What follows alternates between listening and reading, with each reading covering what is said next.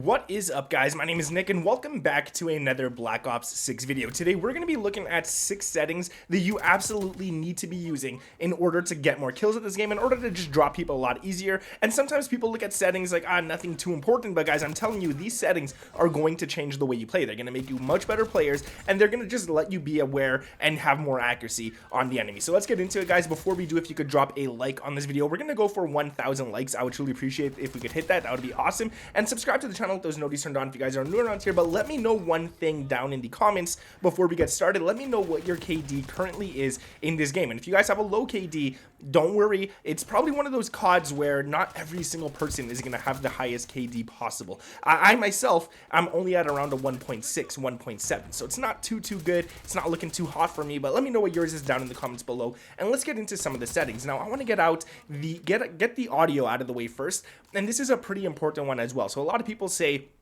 that the audio is not too important, you don't got to mess with it too much, but there's some things you got to actually change. And if we look at the audio mix here, I'm currently playing on the Treyarch mix. That's because for some reason my game just keeps putting it back to this over and over again. But what I recommend throwing on is Sucker Punch, and this is going to give you the tightest dynamic range. It's going to let you hear those gunshots a lot easier. It's going to let you hear those footsteps a lot easier, and it's really good. If you don't want Sucker Punch, you could do Bass Boost, but Sucker Punch, in my opinion, is probably the best one to run. That's just going to be really good for you guys to have. Now, you don't want mono audio. That's just useless as well, and there's a few other things that you could go ahead and change here, and one thing is the hit marker preset. I would go to Classic. They just sound better to me. It's just easier for your brain to understand what's going on with that right there, and it is what it is. Now, if we get out of the audio, I'm going to say, well, actually, let's go into this first before we get out of it. I would say go to master volume, set it to 100. Some people say for some reason that you want to set this down to 90 because if you put it up to 100, it distorts the audio. Guys, it's not distorting the audio. The game is meant to be played at 100. There's no distortion going on whatsoever.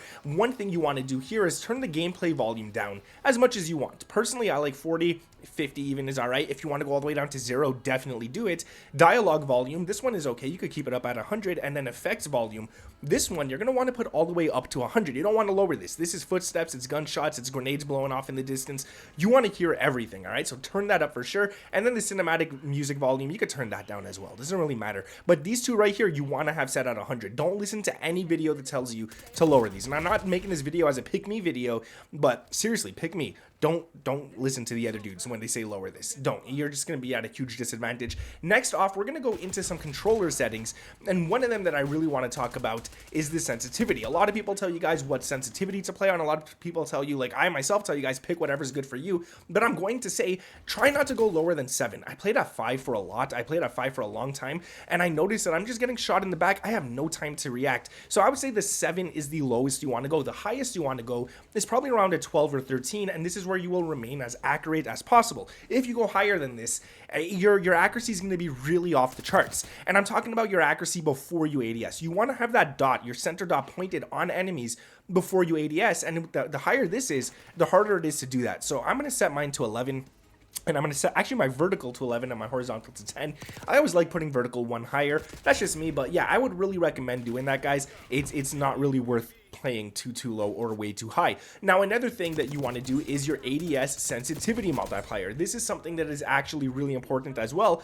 And what I would recommend is to go into your custom sensitivity per zoom, turn it on, and just lower this one a little bit. I wouldn't lower it too much. In previous games, I would play at 85 or 0.90, but in this game I would recommend 0.95. The reason for this is because one is going to be pretty quick. It's going to be a little hard sometimes. Your aim assist and all that isn't going to really work in your favor, but 0.95, it's going to slow it down a bit where you could force yourself to perfectly glue onto enemies. Now, if you lower this too much, I find that the Omni movement is very fast in this game, so it's gonna be a little harder to stick to people at distance, but definitely go ahead and do this, and you guys will like that as well. And another thing while we're in advanced settings is to look at your aim response curve type. This is something a lot of people don't talk about because a lot of people don't really understand it. Now, you have standard, you have linear, and you have dynamic, and then you have slope scales, all right? So each one of these has a different type of slope scale. If you put on dynamic or linear, and then you set this really close to 0 or all the way at 0, you're not really on dynamic and you're not really on linear as well. You're actually on standard. The closer this is to 0,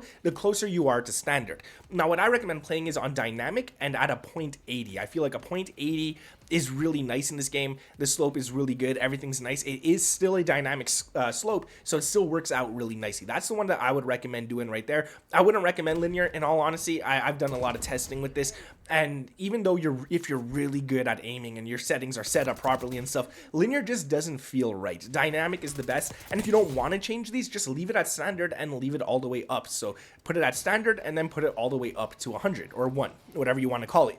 I wouldn't recommend anything else though. Honestly, I'm gonna say dynamic is the way to go. That's the one that you want to stick with, and it's something that's really important. Now, put on aim assist if you're on controller. Don't listen to the PC players that say, oh, your aim assist does everything for you. No, it doesn't. If they played on a controller, they know for a fact that it doesn't do all the work. You still have to aim. You can't just aim down sights and let it just sit there and do whatever it wants. It doesn't work like that, all right? Now, there's more settings we could get into here, and some of them are kind of useless, some of them are kind of important, and one of them is the corner slice.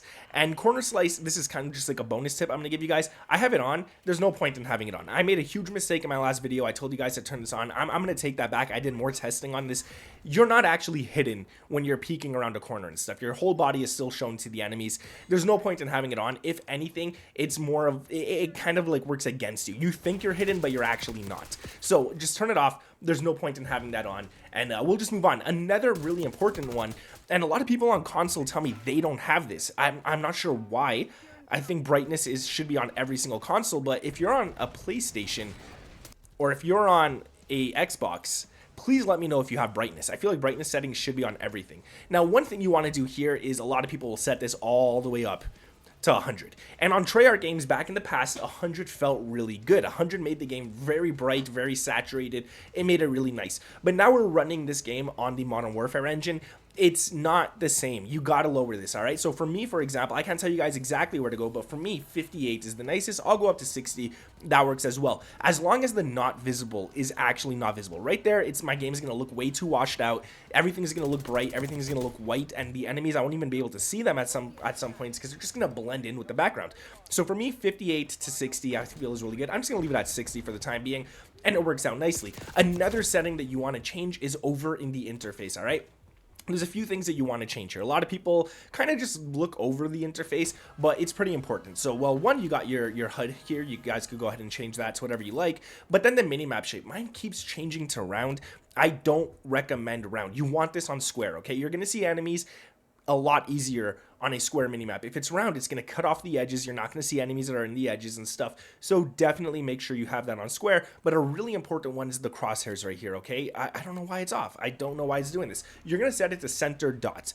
Then you're going to have it set to the largest, and I always recommend this color right here. This one or yellow. You guys could use like this fuchsia, which is F200FF, the hex. If you don't feel like scrolling, you could just write that right there. Put the saturation up to the highest and the brightness up to the highest as well, and then hit apply custom color. You could also set it to yellow. Personally, yellow though, I find like when you're running towards the sun, or there's different like grass and dirty greeny areas and stuff in yellow areas, you don't really see your crosshair too well. This color though, fuchsia, you're going to see your crosshairs easily. Nothing's going to be blocked out. Everything's going to be nice to see, and make sure that you put it on your crosshair opacity up to 100. Now, the last thing that we could talk about is in the graphics as well. And in the graphics, what you guys could do here is make sure, I'm not sure where it is. I got to kind of look for it as well. It might be in view. Yeah, it's in view. So make sure that you scroll over to view. From here, you're going to turn off world motion blur. You're going to turn off weapon motion blur. Okay, these right here, when you have these on and you have them on together, you see your weapon is blurry and then the world is blurry. When they're blurry together, you're not going to be able to stay on target. You're not going to be able to find enemies that well. If an enemy's hiding in a corner and you're turning really fast, he's going to blend into that corner almost, and it just doesn't look nice. And then your camera movement, you're going to want to lower this as well to 50%. This is really important. The more your camera shakes, the more your camera moves when you're running around, the harder it's going to be for you to adjust your actual aim. Now, the last thing, I said the other one was the last thing, but the last thing we could talk about is in the controller settings, and what you want to do is turn off your controller vibration, all right? This is not important. It's not good to have on. Ask any pro player. I guarantee you 99.9% of them, probably even 100% of them, do not play with controller vibration on, because when your controller vibrates, your thumb is vibrating, everything's vibrating, and if you're holding your right joystick with that thumb as it's vibrating, your accuracy is not going to be as perfect as you want it to be. So turning off controller vibration is going to feel awkward. I'm going to tell you guys, it might take you a day, might take you 2 days to get used to, but turn it off. And if you guys play on a non-custom controller where you don't have back paddles, I recommend swapping L1 with R1, and then also going ahead to your button layout and switch your jump, mantle, and stand to your R3, so that this way you guys could jump instead of taking your thumb off the right joystick. You could just jump at all times. And you could go in here, you could play tactical. Tactical's alright, I recommend that. And then there's also stick and move. And then these are two that I would always recommend using. Tactical and stick and move are really good. Bumper jumper is okay, I'm not a big fan of it, but my favorite is stick and move flipped. So go ahead and do that. It's basically just what I said here, just switching that out. Then you guys will be good. If you guys enjoyed this video, like I said, if you could go for 1,000 likes, I would truly appreciate that. Subscribe to the channel and let me know your KDs down in the comments below. Thank you guys for watching. My name is Nick, and I'll catch you in the next one. Peace.